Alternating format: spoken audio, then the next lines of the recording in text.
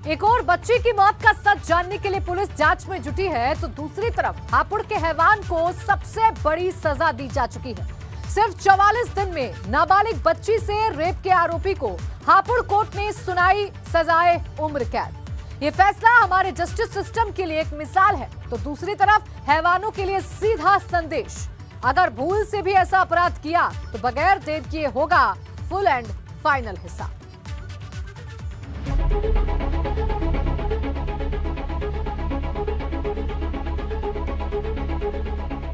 हापुड़ के हैवान को सबसे बड़ी सजा।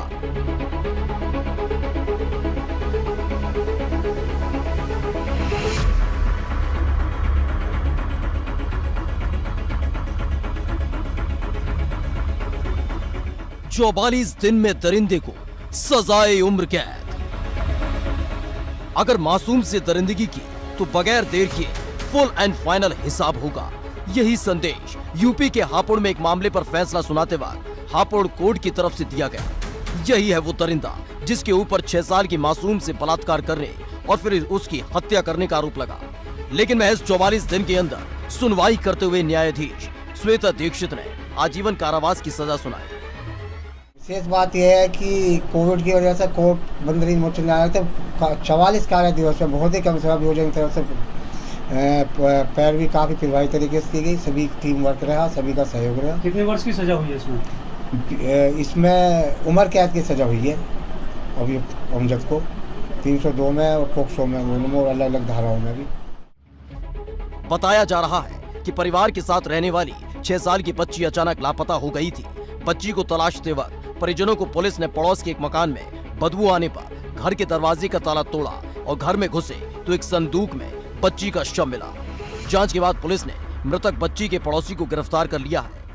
FIR दर्ज हुई थी हापुड़ नगर थाने में। इसमें एक छोटी बच्ची थी जिसकी रेप के बाद हत्या कर दी गई थी।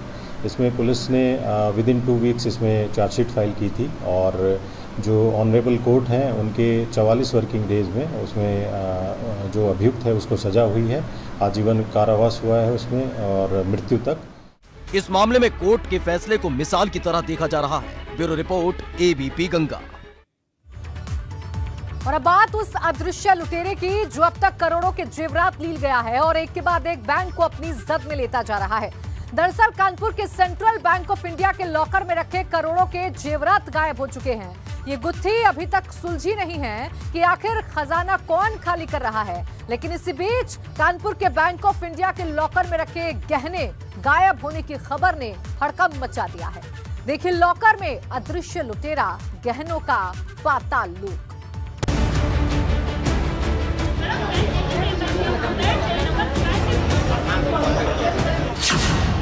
जेवरात लील रहा लॉकर, एक के बाद एक ग्राहक हो रहे शिकार। कानपुर का सेंट्रल बैंक ऑफ इंडिया के बाहर ग्राहकों की चहलकदमी है और ये किसी लोन या फिर ऑफर की देन नहीं है, बल्कि एक ऐसी सनसनीखेज मामले की वजह से जिसने इस बैंक के ग्राहकों की रातों की नींद उड़ा रखी है। पिछले 1 महीने से लगातार कई ग्राहक जब इस बैंक में आकर अपना लॉकर खोलते हैं तो खजाना खाली मिलता, यानी उनकी कमाई से बनाई गई सारी जमा पूंजी गायब नजर आती है। गाढ़ी कमाई को रखने वाले लोग लॉकर्स पर भी काफी ज्यादा भरोसा करते हैं और कीमती जेवरात वहां रखते हैं इस भरोसे से कि वो सुरक्षित रहेंगे। लेकिन कानपुर के बैंक्स इन कीमती जवाहरातों को लील जा रहे हैं, क्योंकि जब लॉकर ग्राहकों द्वारा खोले जा रहे हैं तो वहां पर कीमती रखा हुआ सामान गायब मिल रहा है। बैंक ऑफ इंडिया में भी एक ऐसा ही मामला सामने आया है। इससे पहले सेंट्रल बैंक ऑफ इंडिया के 9 ग्राहकों के जेवरात 3 करोड़ के गायब हो गए थे। लेकिन बैंक ऑफ इंडिया में जब एक ग्राहक अपने लॉकर में रखे हुए सामान को चेक करने पहुंचा तो 45 लाख के जेवरात वहां से गायब थे। एक तरफ सेंट्रल बैंक ऑफ इंडिया का खजाना लगातार खाली होने की खबर आ रही थी, तो वहीं अब मॉल रोड पर बने बैंक ऑफ इंडिया का भी एक मामला सामने आया है, जहां ऐसा ही कुछ हुआ देवी गोस्वामी के साथ, जब वो कानपुर के बैंक ऑफ इंडिया में दाखिल हुई और फिर हड़बड़ाती हुई सीधे बैंक में अपने बने लॉकर के पास पहुंची और जब लॉकर को खोला तो उनकी जमा पूंजी लॉकर लील चुका था। बैंक के लॉकर में रखी जमा पूंजी, धीरे धीरे करके जमा किए जेवरात, लॉकर में बंद थे 45 लाख रुपए के जेवरात। लॉकर खोला तो खजाना खाली मिला। देवी गोस्वामी अकेली नहीं है, उनके जैसे कई और ग्राहक हैं जिनका खजाना बैंक में रखे रखे खाली हो गया और ये कौन कर रहा है, इसका जवाब भी बैंक कर्मचारियों के पास नहीं है। लॉकर चेक करने आए होंगे आप? हाँ, चेक करने आए। बताया क्या जा रहा है बैंक के द्वारा? पेपर में निकला था आज की उसमें लॉकर टूट गया है, तो हम लोग चेक करने आए। क्या बताया जा रहा है? हाँ? लॉकर के बारे में क्या बताया जा रहा है? चेक कराएंगे अभी? हाँ, बोल रहे हैं फॉर्म दिया है कि उन्होंने इसको सेटिस्फैक्ट्री फॉर्म।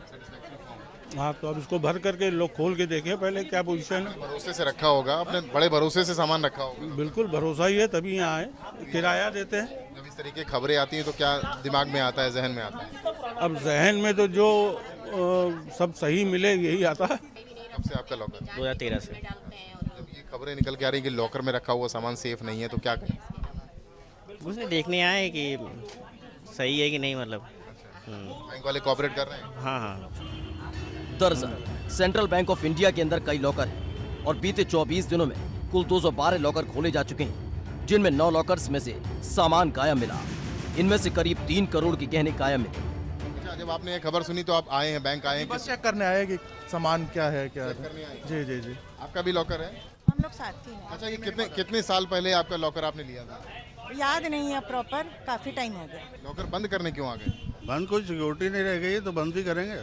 जब कोई भरोसा नहीं है कब पैसा गायब हो जाए, कब उसमें गाड़ी कमाई रखी हुई हमारी खत्म हो जाए, इससे बढ़िया घर में ही रखे ना, ज़्यादा सेफ रहेगा। सेंट्रल बैंक ऑफ इंडिया के साथ साथ बैंक ऑफ इंडिया के ग्राहकों को चूना लगाने वालों का कोई पता नहीं चल पा रहा है और लगातार पुलिस जांच की बात कह रही है कि ये थाना फील खाना क्षेत्र के अंतर्गत बैंक ऑफ इंडिया जो फूलबाग ब्रांच है, वहाँ का एक प्रकरण, एक मामला हमारे संज्ञान में आया है, जिसमें एक आवेदिका हैं देवी गोस्वामी करके, उनके बैंक के जो लॉकर उनका जो था वो लगभग उन्होंने भी बताया कि 2 साल बाद उन्होंने उसको खोला था और जब वो खोलने गई तो चाबी लगा ही रही थी तो उनका जो लॉकर था वो खुला पाया गया। हम लोग मौके पे भी गए थे, वहाँ पे उसके लॉकर को भी देखा गया, जो उनके बेटे थे वो भी साथ में थे।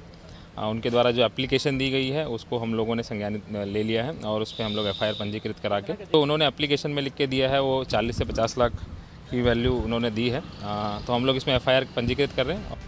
एक के बाद एक आ रहे इस मामले ने हड़कंप मचा दिया है, तो वहीं पुलिस ने इस मामले की जांच के लिए SIT गठित कर दी है और जांच जारी होने की बात कही जा रही है। लेकिन आखिर कौन बिना लॉकर खोले खजाना खाली कर रहा है, इसका जवाब इस वक्त ना ही बैंक कर्मचारियों के पास है और ना ही पुलिस के पास। ABP गंगा के लिए कानपुर से रतीश त्रिवेदी की रिपोर्ट।